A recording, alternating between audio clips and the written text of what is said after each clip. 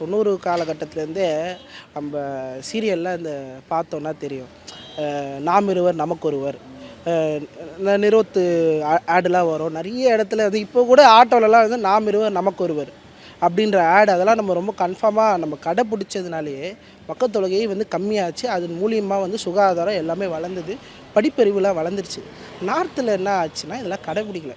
அவன் வந்து என்ன பண்ணுறான்னா, இப்போ இந்த புதுசாக திறந்து இந்த பார்லிமெண்ட்டில் வந்து சீட்டு அதிகமாகிடுச்சு. இப்போ நம்ம ஊரில் வந்து 40 சீட்டு, நமக்கு வந்து எம்பி சீட்டு வந்து 40 சீட்டு. இவன் என்ன பண்ணுறான், ரொம்ப நாளாக தமிழ்நாட்டை பார்த்து பயந்துக்கிட்டே இருந்தான். என்னன்னா இவனுக்கு நமக்கு யாரும் கட்டுப்பாடு வரமாட்டேங்கிறானுங்க, நமக்குள்ளே வரமாட்டானுங்க சொல்லி இப்போ என்ன பண்ணுறான்னா ஒரே தண்டனையாக என்ன பண்ணுறான், நாங்கள் ஒரே இதுவாக மாற்றுறோம். இப்போ மாற்றினா இல்லைன்னா நம்ம இந்தியாவில் தமிழ்நாட்டில் பார்த்திங்கன்னா 35 சீட்டாக மாறிடும், 30 சீட்டாக மாறிடும். குரல் கொடுக்க யாரும் இருக்க மாட்டாங்க. இதன் மூலிமா என்ன பண்ணுவான்னா ஒரு நரேட்டிவ் செட் பண்ணுறது.